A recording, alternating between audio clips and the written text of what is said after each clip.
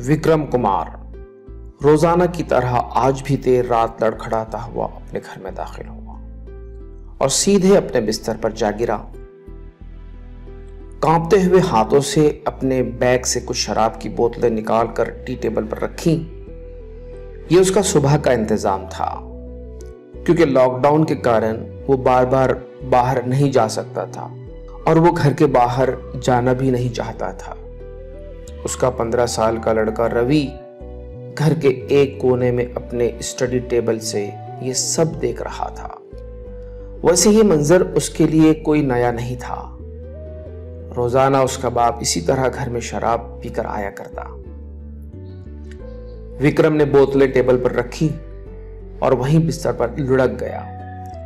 रवि उसके लिए पानी लाया, लेकिन तब तक वो मदहोश होकर सो चुका था। रवि ने रोज की तरह अपने पापा के शूज निकाले, चादर उड़ाई, तकिया ठीक किया और वापस अपनी पढ़ाई करने बैठ गया।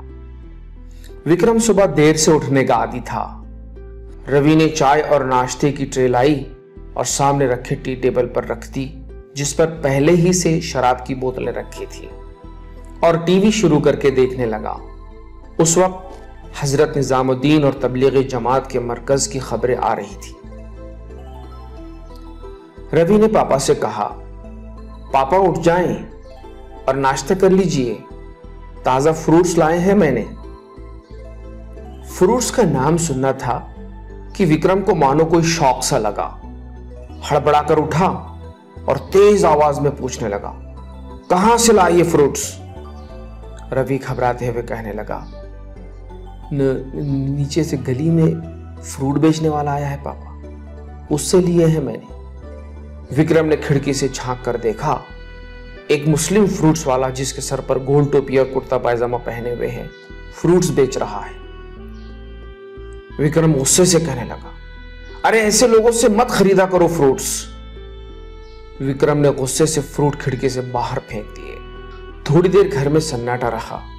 फिर डरते डरते रवि ने विक्रम से पूछा, पापा आपने ऐसा क्यों किया? अरे देख नहीं रहा है टीवी पर इन लोगों ने क्या काम किया है? कोरोना को फैलाने के लिए उनके षड्यंत्र के ये कैसे कैसे वीडियो आ रहे हैं। रवि ने बड़ी मासूमियत से कहा, ये वीडियो झूठ भी तो हो सकते हैं पापा, और ये झूठे ही हैं। मैंने खुद इसमें से 2 वीडियो 6 महीने पहले देखे थे सोशल मीडिया पर, और कोरोना तो अब आया है पापा।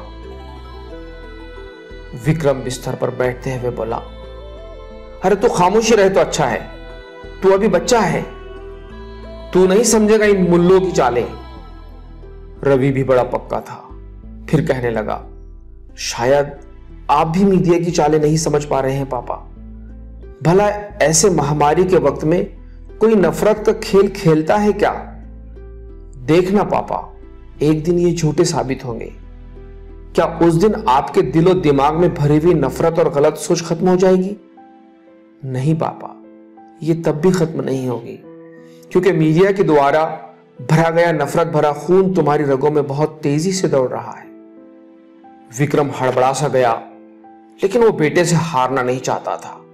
कहने लगा, मैं कुछ नहीं जानता। अरे कितने लोगों की जान को खतरा पैदा हो गया है उनकी वजह से। सिर्फ उनकी वजह से क्यों पापा? और भी तो लोग आए हैं ना विदेशों से। और अगर मीडिया के अनुसार वो 30% जिम्मेदार हैं, तो 70% कौन जिम्मेदार है पापा? कभी आपने सोचा?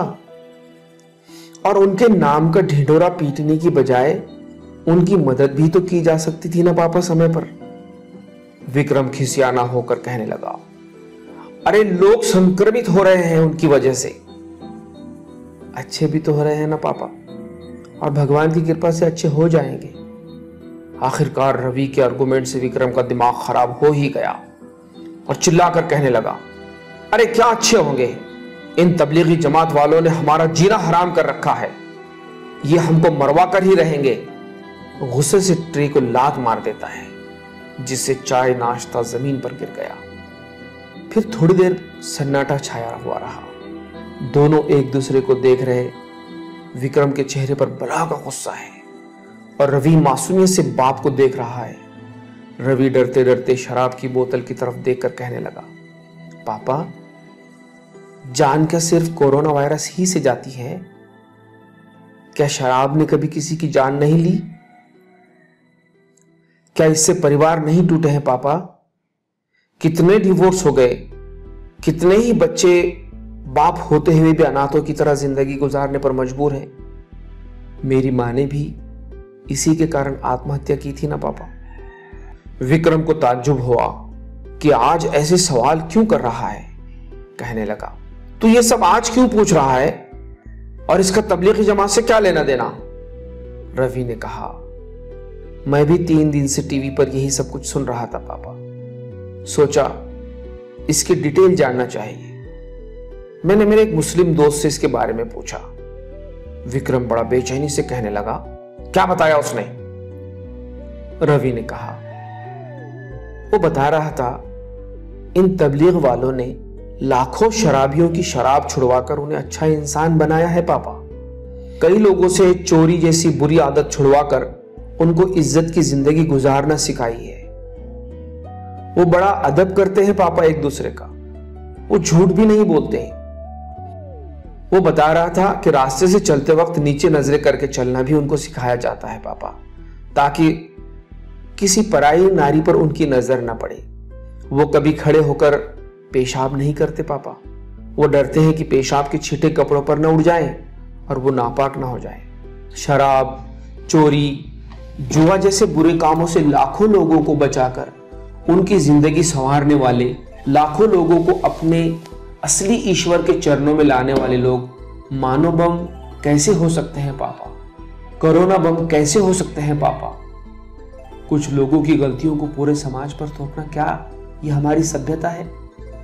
ईश्वर न करे, कोरोना से तो कुछ लोग मर सकते हैं पापा, लेकिन नफरत और झूठ से तो पूरा समाज ही मर जाएगा पापा। विक्रम को मानो कोई सांप सा सो गया। निगाहें नीचे किए कुछ देर बैठा रहा, फिर उठकर नीचे गिरा हुआ ट्रे में का सामान समेटने लगा और बेटे से कहा, फ्रूट नहीं खिलाओगे रवि? रवि कहने लगा, वो तो आपने फेंक दिए हैं। विक्रम ने बड़े प्यार से कहा, तो क्या हुआ, जाओ और नीचे खड़े सलीम चाचा से 2 किलो ताजे फ्रूट्स ले आओ। रवि मानो खुशी से उछल पड़ा। उसे सच्चाई की जीत होती हुई नजर आई। विक्रम ने हंसते हुए जेब से रुपये निकाल कर दिए और रवि दरवाजे की तरफ बढ़ने लगा। अभी दरवाजे में ही था कि विक्रम ने कर्जदार आवाज में कहा, रुको। रवि फिर थोड़ा सीरियस होकर रुक गया, मुड़कर पापा की ओर देखने लगा। विक्रम ने कहा, ये शराब की भरी हुई बोतलें कौन फेंकेगा बेटा? और ये सुनना था कि रवि खुशी से अपने पापा के गले मिलकर दोनों भी जोर शोर से तहके लगाते हुए हंसने लगे।